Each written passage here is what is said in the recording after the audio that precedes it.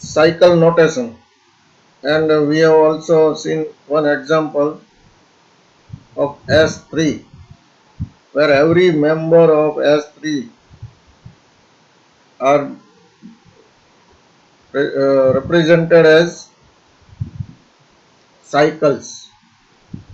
So these are the cycles, but ultimately these are the permutations and members of S3. So now let us move forward. Next theorem. Every permutation of a finite set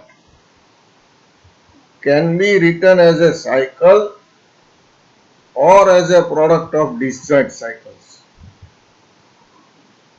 દરેક permutation જે છે એ કાં તો એક single cycle હોય અથવા તો disjoint સાયકલના પ્રોડક્ટ તરીકે એને લખી શકાય.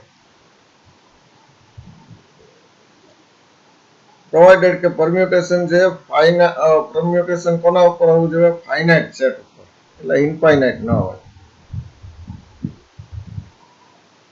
તો પ્રૂફ લઈએ આપણે. અગાઉ આપણે આ જોયું જ તેનું એક્ઝામ્પલ તો કે ભાઈ S3 ના જેટલા પરમ્યુટેશન હતા એ બધાને આપણે સાયકલના ફોર્મમાં પ્રેઝન્ટ કરી શક્યા.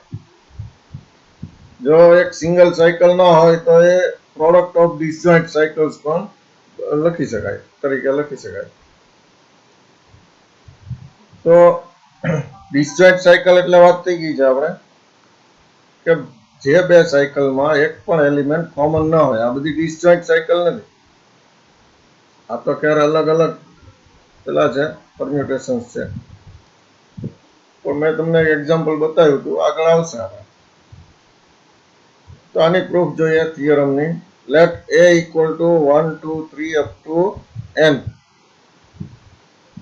એક ફાઇનાઇટ સેટ છે. તો એના પર કોઈ પણ પરમ્યુટેશન આપણે પ્રૂવ કરવાનું છે કે કોઈ પણ એનો permutation can be written as a cycle or as a product of disjoint cycles. તો એક permutation લઈએ આપણે. Let alpha be any permutation on A. તો alpha એક permutation જે હશે એ કઈ ટાઈપનું હશે એ આપણે જોઈએ. તો કે આવી કોઈ પણ ટાઈપનું હોય.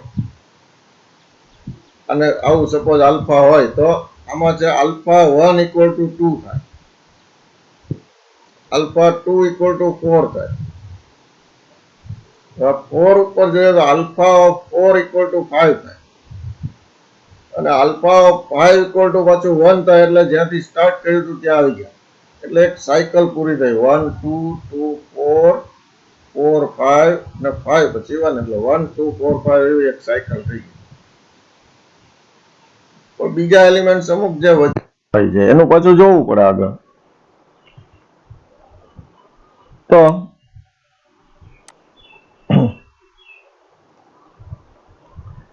આપણે કોઈ પણ એક આલ્ફા 1 થી સ્ટાર્ટ એ જે છે એનું જે પરમ્યુટેશન આલ્ફા હતું, આલ્ફાનો પહેલા આલ્ફા 1 એટલે કે પહેલો એલિમેન્ટ જે હોય ત્યાંથી આપણે શરૂ કરીએ.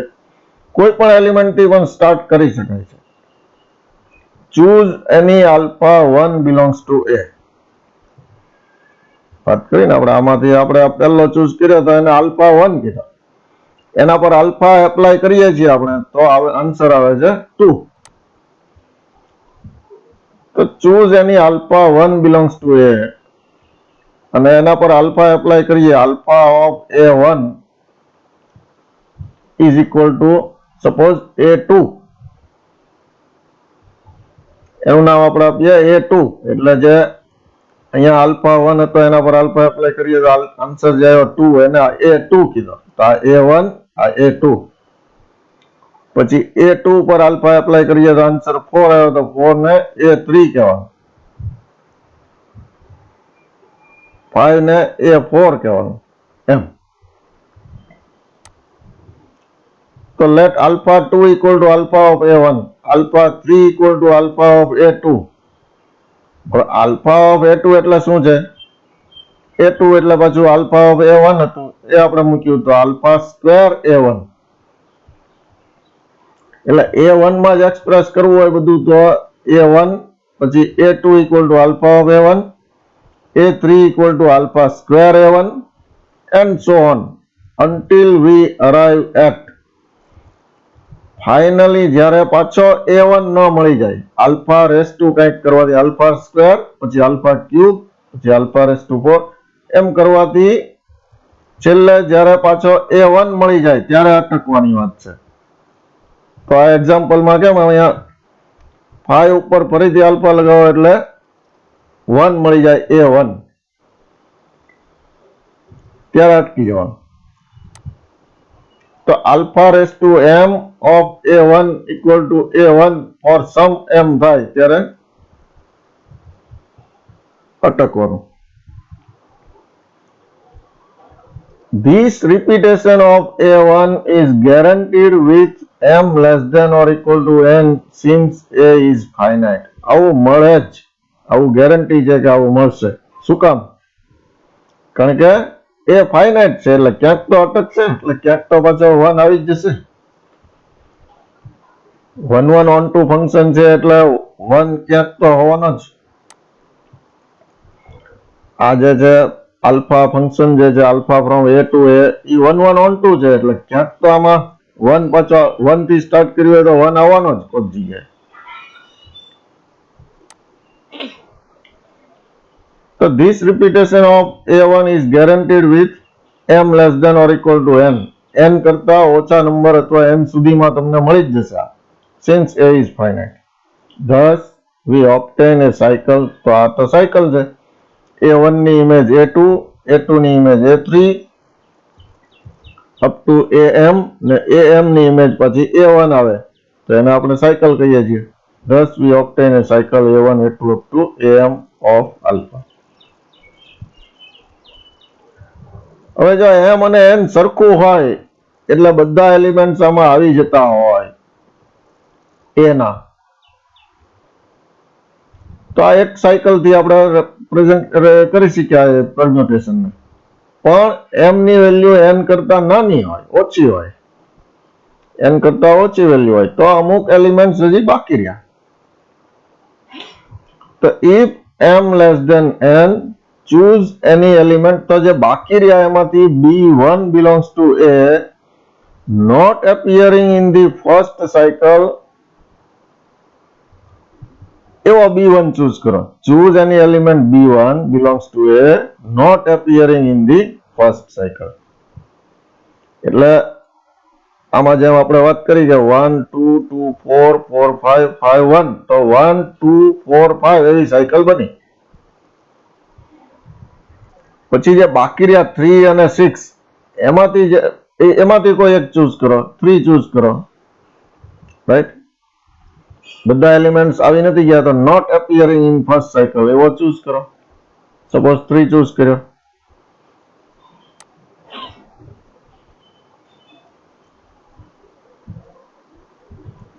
and let B2 equal to alpha of B1 અને B2 equal to alpha of B1. alpha apply કરીએ B1 ઉપર અને આ જે આવે એને પાછો B2 કહીએ.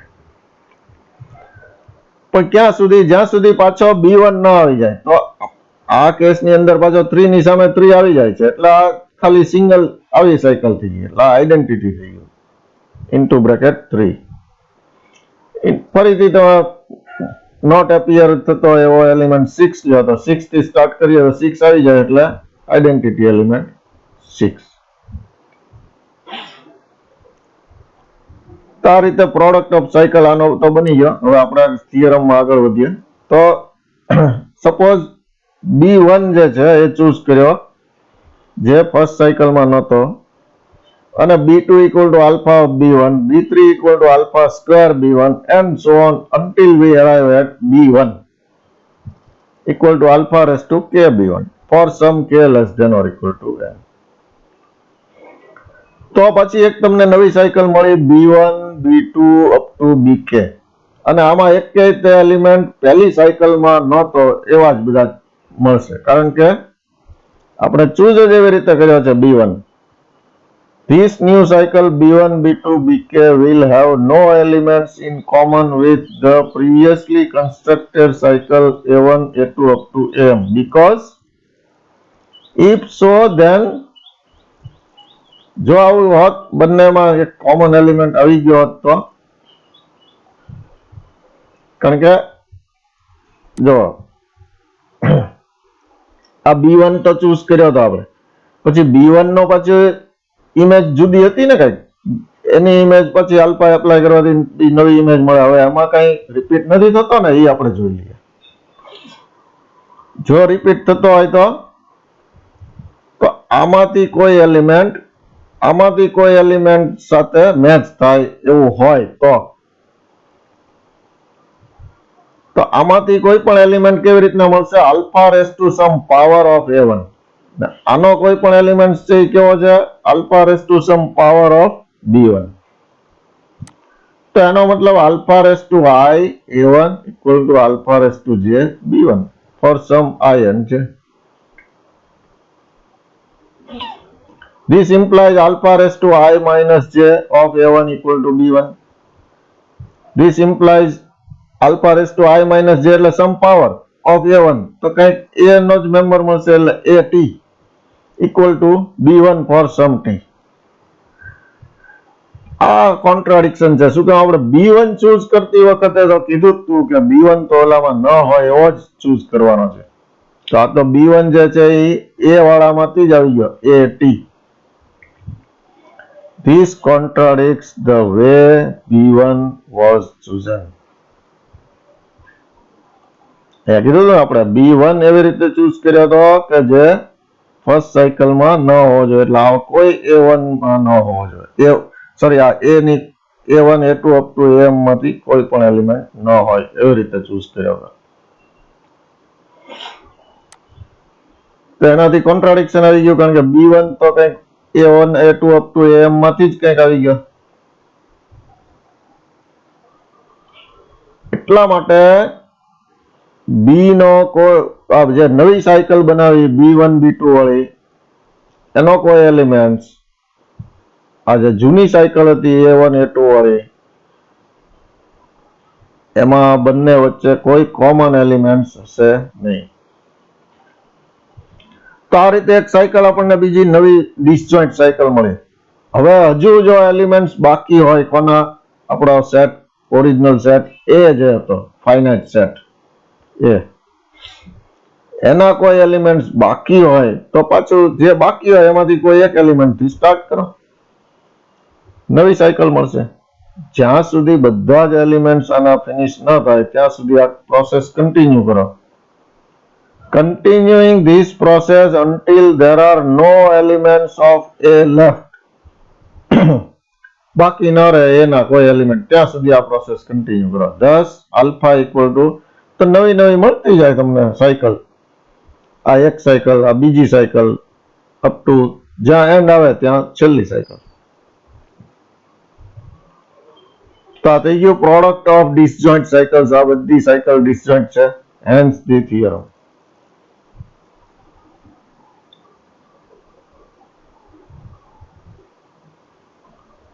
Next theorem, disjoint cycles કોમ્યુટ.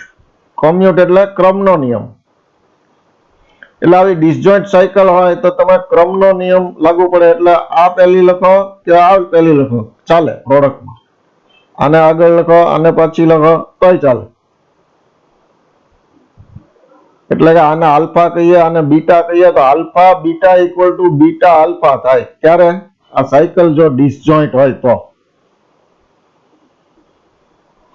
તો disjoint cycles commute or, એટલે એને બીજા વર્ડિંગમાં લખ્યું છે statement, if the pair of cycles alpha equal to A1 A2 up to AM and beta equal to B1 B2 up to Bn have no entries in common, એટલે કે બંને disjoint હોય, then alpha beta equal to beta alpha, commutationનો rule apply થાય.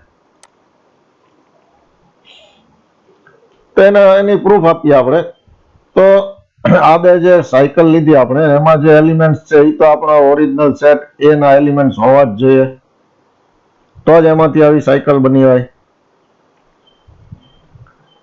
તો એમાં આ elements પણ લઈએ, આ એલિમેન્ટ્સ પણ લઈએ, અને જે આ બંને સાયકલમાં નથી આવ્યા એવા કોઈક બીજા એલિમેન્ટ્સ હશે. એમ 3 ટાઈપના એલિમેન્ટ્સ લઈને આખો સેટ બનાવીએ. Suppose alpha and beta are permutations of the set S equal to A1 A2 up to AM, B1 B2 up to BN and C1 C2 up to CK. આ બેમાંથી cycle બની છે ને આ સાયકલમાં કોઈ એલિમેન્ટ નથી, એવા વધારાના એલિમેન્ટ્સ છે. Where the C's are left fixed by both alpha and beta. તો આ વધારાના એલિમેન્ટ્સ છે, એનો રોલ ઓલી સાયકલમાં શું હશે? સાયકલમાં જે એલિમેન્ટ ન બતાવ્યો હોય એનો મતલબ એની સામે એની ઇમેજ એ પોતે ને પોતે છે, તો જ સાયકલમાં ના આવે ને. સાયકલમાંનો મિનિંગ આપણે એવું જ કરતા હતા ને કે પોતે જે એલિમેન્ટ આમાં તમે નથી હોતા એ ઓરિજિનલ સેટમાંથી એલિમેન્ટ જે આમાં ન મેન્શન કરેલા હોય એ એલિમેન્ટની ઇમેજ એ પોતે જ હોય, એવી રીતે આપણે સાયકલ બનાવીએ છીએ. તો આ સાયકલ આલ્ફાની સાયકલની અંદર B1 B2 BN ની ઇમેજ એની જ છે, B1 B2 BN.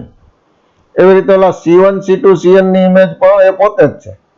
અને બીટામાં A1 A2 AM ની ઇમેજ પોતે છે અને C1 C2 ની ઇમેજ પણ એ પોતે છે. તો C1 C2 બંનેમાં એવા એલિમેન્ટ્સ છે કે જે ફિક્સ છે, એની ઇમેજ પોતે ને પોતે જ છે. જ્યારે આમાં આલ્ફામાં B1 B2 વધારાના એવા છે કે જેની ઇમેજ પોતે છે, અને બીટામાં A1 A2 એવા છે કે જેની ઇમેજ પોતે છે. પણ C1 C2 અપ ટુ જે કઈ છે એ C વાળા મેમ્બર્સ જે છે એની ઇમેજ તો આલ્ફામાં પણ ફિક્સ છે અને બીટામાં પણ ફિક્સ છે. તો where the C's are left fixed by both alpha and beta. હવે આપણે બતાવવાનું શું છે, કોઈ પણ x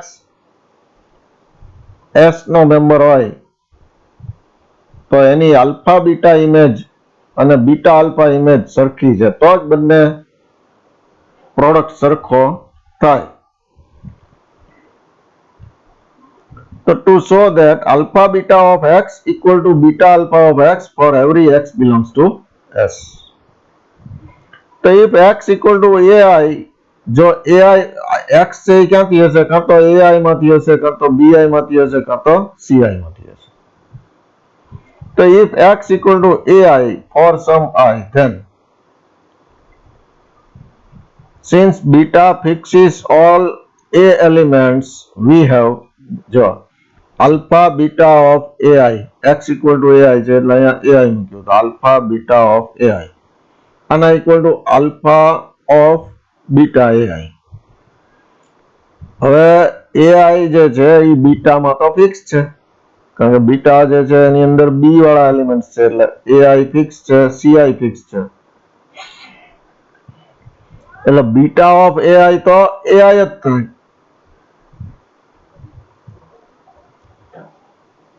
તો અહીંયા બીટા ઓફ AI ને બદલે રિપ્લેસ કર્યું AI. તો હવે આ થયું alpha of AI. Alpha of AI, alpha શું છે? હા, એમાં A1 હોય તો એનો આલ્ફા ઓફ A1 શું થાય? A2. A2 હોય, આલ્ફા ઓફ A2 હોય તો A3. તો આલ્ફા ઓફ AI હોય તો AI plus 1, alpha of AM હોય તો A1, એ રીતે. તો alpha of AI equal to AI plus 1 with AM plus 1 equal to A1. M plus 1 બીજો કોઈ નથી, એટલે M plus 1 equal to AM plus 1 જ્યારે કરવાનું હોય ત્યારે A1. And તો આલ્ફા બીટા ઓફ AI મળી ગયું AI plus 1. તો હવે બીટા આલ્ફા AI ફાઇન્ડ કરીએ, તો beta alpha of AI equal to beta of alpha of AI equal to beta of alpha of AI એટલે અગાઉ જોયું એમ AI plus 1 with AM plus 1 equal to A1. અને beta જ્યારે AI plus 1 ઉપર apply કરીએ તો બીટામાં તો A વાળી ટર્મ્સ તો ફિક્સ છે, એટલે AI plus 1 નો આન્સર AI plus 1 જ. તો બેનો આન્સર સરખો આવ્યો ai plus 1. So alpha beta equal to beta alpha on the a elements. એટલે કે x ની વેલ્યુ જો a માંથી હોય તો alpha beta equal to beta alpha થઈ જાય છે.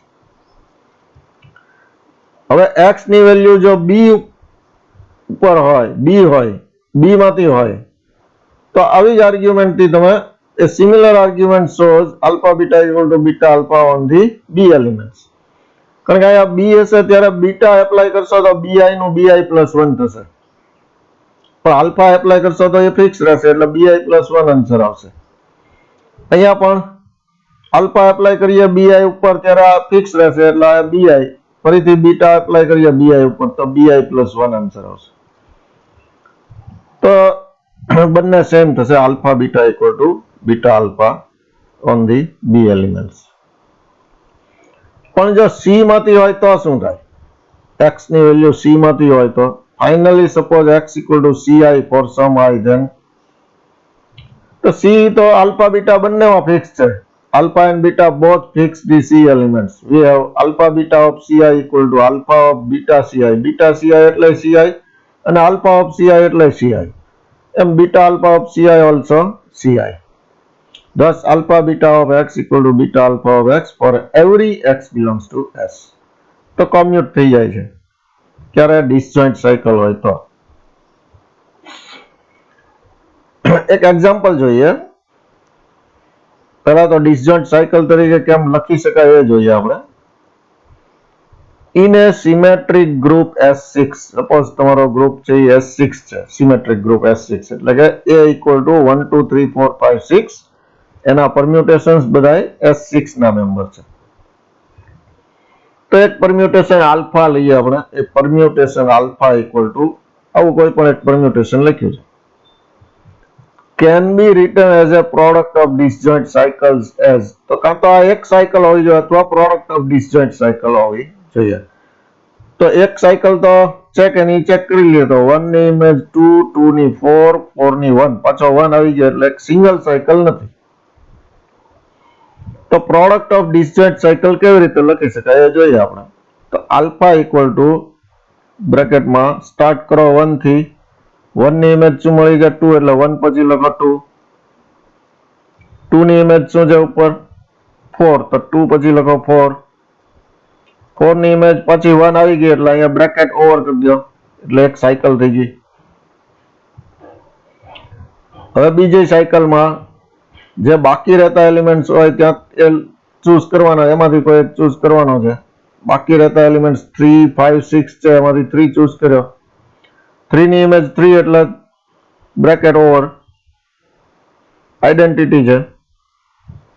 ફરી નેક્સ્ટ સાયકલ લખવા માટે બ્રેકેટમાં બાકી રહેતા એલિમેન્ટ્સ 5 6 તો એમાંથી 5 લીધો. 5 ની ઇમેજ 6 તો 5 પછી 6 લખ્યો. 6 ની ઇમેજ પછી 5 આવી ગઈ એટલે બ્રેકેટ ઓવર કરી દીધો. હવે કોઈ એલિમેન્ટ્સ બાકી રહેતા નથી. તો આલ્ફા ને આપણે આ ડિસજોઇન્ટ સાયકલના પ્રોડક્ટ તરીકે એક્સપ્રેસ કરી શક્યા. જો આ બધી ડિસજોઇન્ટ છે, કોઈ સાયકલમાં કોઈ એલિમેન્ટ રિપીટ થતો નથી, કોમન નથી, એટલે આ બધી સાયકલ છે ડિસજોઇન્ટ છે. And these cycles can be written in any order. શું કામ? disjoint cycles commute. આપણે અગાઉ થિયરમ જોયું એટલે આને કોઈ પણ ઓર્ડરમાં તમે લખી શકો.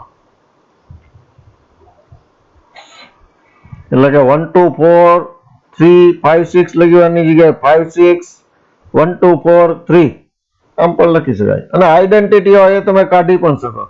This one is identity 3, identity element, એને તમે કાઢી શકો કારણ કે આઈડેન્ટિટી એલિમેન્ટનો પ્રોડક્ટમાં એનાથી ડિફરન્સ આવે નહીં. એટલે 1 2 4 5 6 આટલું જ લખો તો ચાલશે. Next theorem. Every permutation in Sn where n greater than 1 is a product of two cycles. આજે 2 સાયકલ્સ ના પ્રોડક્ટ તરીકે એક્સપ્રેસ કરીએ એને કહેશું આપણે ટ્રાન્સપોઝિશન્સ.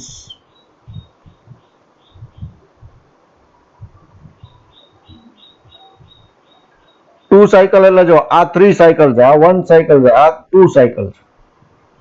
તો આવી 2 સાયકલના પ્રોડક્ટ તરીકે એક્સપ્રેસ કરી શકાય એવરી પરમ્યુટેશન ઇન Sn. એવું આપણે પ્રૂવ કરવાનું છે. તો આ એક Sn નો જ મેમ્બર છે, S6 નો મેમ્બર છે. તો આ જે છે પ્રોડક્ટ એ 3 1 2 આવું બધું છે. આને તો કાઢી શકો તમે, એટલે એક 3 સાયકલ છે અને એક 2 સાયકલ છે.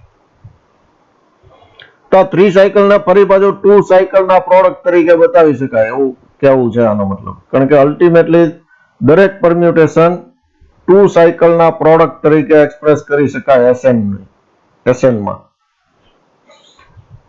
તો આઈડેન્ટિટી હોય તો એને આઈડેન્ટિટી એનું પ્રૂફ આપણે જોઈએ છીએ. આઈડેન્ટિટીને 2 સાયકલના પ્રોડક્ટ તરીકે કેવી રીતે લખી શકાય એ જોવું પડશે. અને બાકી કોઈ પણ સાયકલ હોય 2 કરતા વધારે હોય તો એને 2 સાયકલના પ્રોડક્ટ તરીકે કેવી રીતે લખી શકાય એ આપણે જોવું પડશે. એટલું જોઈએ એટલે કામ પૂરું થઈ જાય. તો every permutation in Sn n greater than 1 is a product of 2 cycles. Proof. એક આઈડેન્ટિટી જોઈ લઈએ. આઈડેન્ટિટી આ 3 લખો, 1 લખો, ગમે તે લખો, એ બધી આઈડેન્ટિટી જ છે.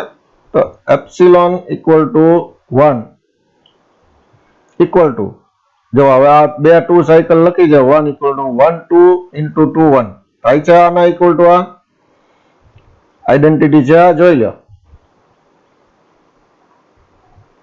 અહીંથી સ્ટાર્ટ કરવું પડે સેકન્ડ સાયકલથી. 2 ની ઇમેજ 1, અહીંયા 1 ની ઇમેજ 2, એટલે એનો મતલબ 2 ની 2 આવી ગઈ. સેકન્ડ સાયકલમાં 1 ની ઇમેજ 2, તો ફર્સ્ટમાં 2 ની પછી 1, એટલે 1 ની 1 આવી ગઈ. તો 1 ની 1, 2 ની 2, એટલે પાછું સાયકલ આપણી ઓરિજિનલ પેલી આઈડેન્ટિટી થઈ ગઈ. તો આ બેનો પ્રોડક્ટ કરવાથી આઈડેન્ટિટી એલિમેન્ટ આવી જાય છે. આ બંને સાયકલ જુદી છે.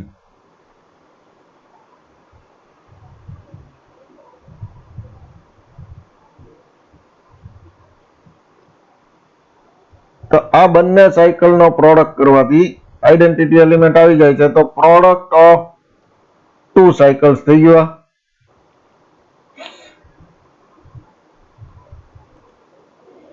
તો આઈડેન્ટિટી માટે થઈ ગયો. હવે બાકીની કોઈ પણ સાયકલ માટે જોઈ લઈએ. We know that for any permutation alpha belongs to Sn, alpha equal to આવી રીતે પ્રોડક્ટ ઓફ ડિસજોઇન્ટ સાયકલ્સ નથી એક્સપ્રેસ કરી શકાય છે આલ્ફા. સપોઝ આ જે છે એને પ્રોડક્ટ ઓફ ડિસજોઇન્ટ સાયકલ્સ આ બધી થઈ આ રીતે એક્સપ્રેસ કરી શકાય છે. એમાં જો આઈડેન્ટિટી હોય તો આઈડેન્ટિટીને આવી રીતે 2 સાયકલના પ્રોડક્ટ તરીકે આપણે લખી શકશું. આઈડેન્ટિટી ન હોય તો કેવી રીતે કરી શકાય એ જોઈ લઈએ આપણે. રાઈટ. તો આલ્ફા ઇક્વલ ટુ આ રીતે product of disjoint cycle alpha 1 to alpha k b1 two bt c1 two cs આવી ઘણી બધી સાયકલ હશે. તો આમાં જોઈએ આપણે a1 ટુ ak હોય તો આપણે એને 2 સાયકલના પ્રોડક્ટ તરીકે કેવી રીતે લખાય? તો પહેલા a1 લખો, પછી ak, a1 ak, પછી ફરી પાછો a1 લો અને ak -1 લો, પાછો a1 લો અને ak -2 એની પહેલાનો લેતા જાઓ અને અપ ટુ a1 a2. આ રીતે તમે પ્રોડક્ટ કરશો તો આપોઆપ તમને આ સાયકલ મળી જશે ઉપરની. કેવી રીતે જોવા? અહીંયા છેલ્લેથી કરતા હોય છે આપણે. અહીંયા a1 ની ઇમેજ a2 છે, આગળમાં a2 હશે જ નહીં, એટલે a2 ની ઇમેજ a2 જ રહેશે. આગળમાં a2 હશે જ નહીં, a2 હશે જ નહીં, a2 હશે જ નહીં. અહીંયા સુધી આવશો ત્યાં સુધી a2 હશે જ નહીં, એટલે a2 ની ઇમેજ a2 જ રહે. તો a1 ની a2. આની પહેલાની સાયકલમાં a1 ની સામે a3 હશે, એટલે a1 ની ઇમેજ a3. આગળમાં ક્યાંય a3 નહીં મળે, એટલે સોરી અહીંયા આગળ a1 a3 હશે ને, રાઈટ. તો અહીંયા પહેલા આને થોડું પહેલામાં જોઈ લઈએ.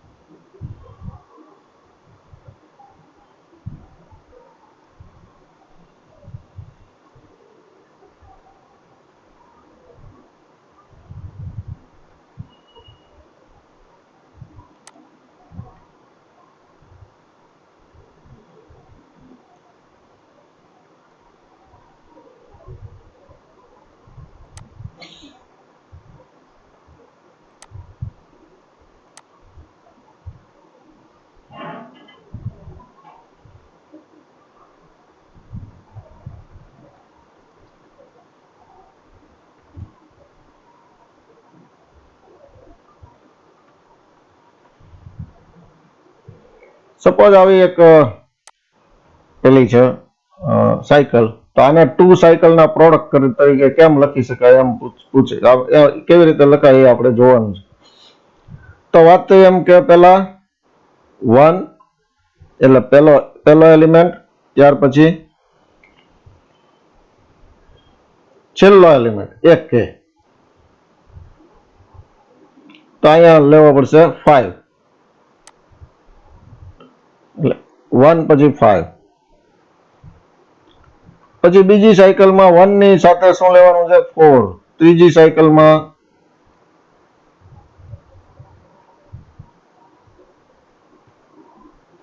1 અને 3, પછી 1 અને 2, રાઈટ. હવે જોઈએ આપણે આ પ્રોડક્ટના આ બંને સરખું છે કે નહીં. તો અહીંયા 1 ની ઇમેજ 2 છે, અહીંયા 2 નથી, મતલબ 2 ની 2, 2 ની 2, 2 ની 2 એટલે 1 ની ઇમેજ 2 થઈ ગઈ.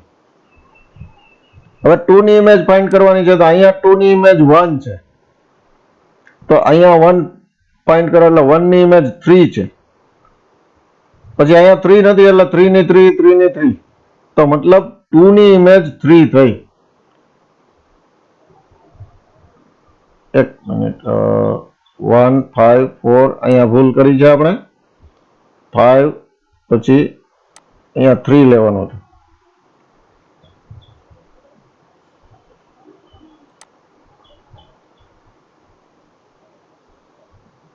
5 3 4 2.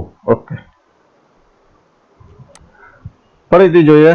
1 ની ઇમેજ 2 તો હતી જ, અહીંયા 2 ની 2, 2 ની 2, 2 ની 2 એટલે આન્સર 2. હવે આપણે જોવાનું છે 2 ની ઇમેજ, તો અહીંયા 2 ની ઇમેજ 1, 1 ની 4, 4 ની 4, 4 ની 4 એટલે 4. હવે 4 જોવાનું છે, તો અહીંયા 4 નથી એટલે 4 ની 4 છે, અહીંયા 4 છે તો 4 ની 1 છે.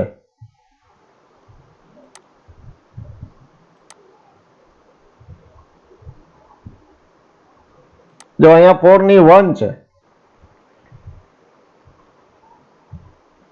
ફરી આગળ આવો તો 1 ની પછી 3 છે. ફરી આગળ આવો તો 3 નથી એટલે 3 ની 3 એટલે આન્સર 3 આવ્યો, તો 4 પછી 3. હવે 3 પછી શું આવે જોવું હોય તો અહીંયા પહેલેથી સ્ટાર્ટ કરો. અહીંયા 3 નથી એટલે 3 ની 3, આગળમાં 3 નથી એટલે 3 ની 3, એની આગળ 3 ની 1 છે, અને એની આગળ 1 ની 5 છે, એટલે આન્સર આવ્યો 5. તો 5. તો આ રીતે પ્રોડક્ટ ઓફ 2 સાયકલ્સ થી એક્સપ્રેસ કોઈ પણ સાયકલને એક્સપ્રેસ કરી શકાય. તો આલ્ફા ઇક્વલ ટુ આ A1 A2 AK ને 2 સાયકલમાં લખ્યું, B1 B2 BT ને 2 સાયકલમાં લખ્યું. આમાં જો 2 સાયકલ ડિસજોઈન્ટ હોવી જોઈએ એવું કઈ કીધું નથી, એટલે આ બધી ડિસજોઈન્ટ નથી, પણ 2 સાયકલ્સનો પ્રોડક્ટ છે. અપ ટુ જેટલી સાયકલ હોય એને આ રીતે છેલ્લી સાયકલને C1 to C1 CS, C1 CS -1 up to C1 C2.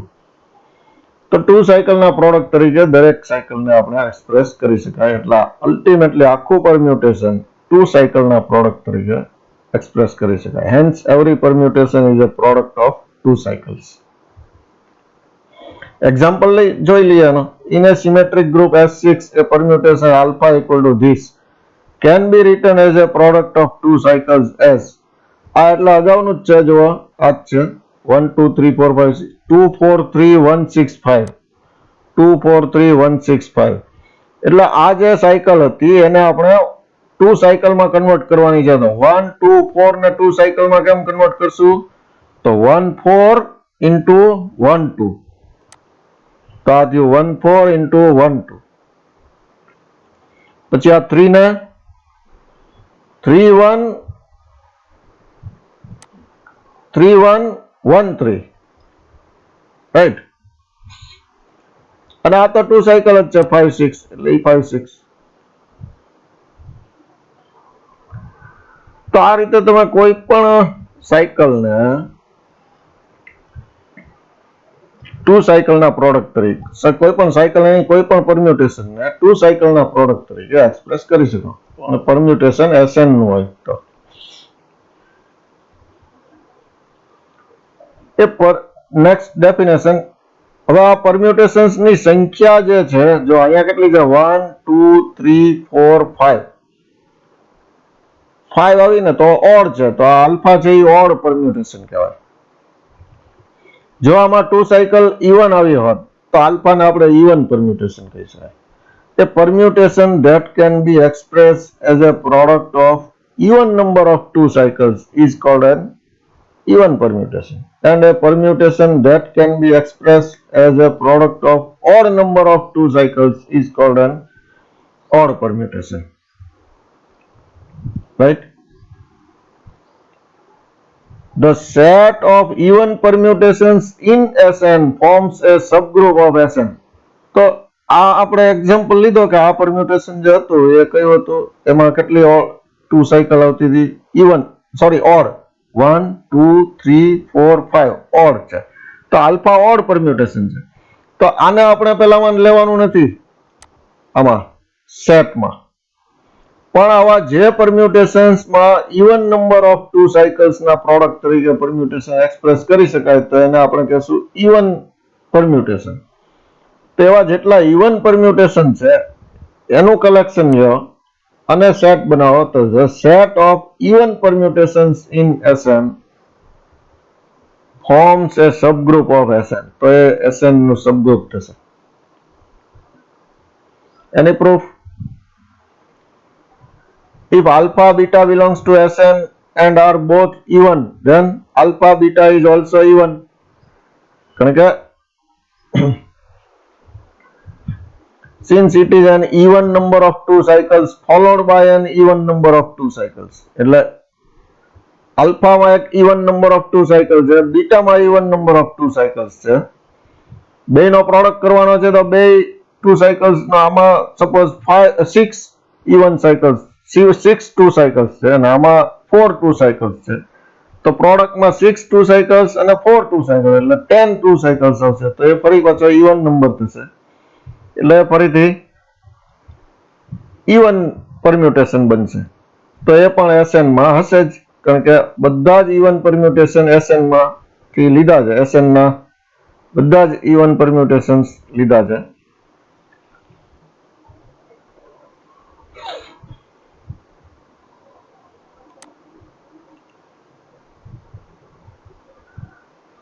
તો આલ્ફા બીટા પણ even permutation બનશે. Since multiplication is closed for even permutations, multiplication is closed એટલે કે બે નો પ્રોડક્ટ લીધો તો એ ફરી પાછો even permutation જ આવ્યું એટલે એ ક્લોઝર ની કન્ડિશન સેટિસ્ફાય કરતું કહેવાય. તો જ્યારે ક્લોઝર ની કન્ડિશન સેટિસ્ફાય કરે અને ફાઇનાઇટ સેટ હોય તો એ આપણે subgroup test, finite subgroup test જે લખી હતી એના ઉપરથી કહી શકાય કે સબગ્રુપ થાય. ફાઇનાઇટ સબગ્રુપ ટેસ્ટમાં શું હતું, સેટ ફાઇનાઇટ હોવો જોઈએ અને જે કંઈ તમે પેલું બાઇનરી ઓપરેશન લો છો એ જો ક્લોઝડ હોય તો સબગ્રુપ બને છે, એવી કન્ડિશન આપણે ચેક કરી હતી તેમાં અગાઉ. 3 પ્રકારના સબગ્રુપ ટેસ્ટ લીધા હતા, એક તો 1 સ્ટેપ સબગ્રુપ ટેસ્ટ, એક 2 સ્ટેપ સબગ્રુપ ટેસ્ટ અને એક હતું ફાઇનાઇટ સબગ્રુપ ટેસ્ટ. તેમાંથી ફાઇનાઇટ સબગ્રુપ ટેસ્ટમાં એક જ કન્ડિશન હતી ક્લોઝરની, તો એ ક્લોઝરની કન્ડિશન અહીંયા સેટિસ્ફાય થઈ જાય છે. So by finite subgroup test we can say that it is a subgroup. Next definition એ જસ્ટ ડેફિનેશન પૂરતું જ છે, આના કોઈ એક્ઝામ્પલ કે જોવાના નથી. The group of even permutations of n symbols is denoted by an and it is called the alternating group of degree n. Order of an equal to n factorial by 2.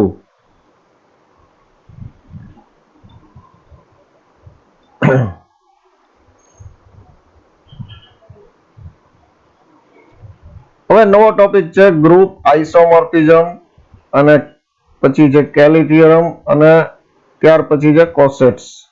એટલા topic આપણે બાકી રહે છે. તો next લેક્ચરમાં આપણે આ જોઈ લેશું. કોસેટની પ્રોપર્ટીઝ છે એટલે આ તો જોઈ લેશું આપણે નેક્સ્ટ લેક્ચરમાં. એક લેક્ચર હવે લેવું પડશે આનું, તો અહીંયા આપણે સ્ટોપ કરીએ. Thank you so much.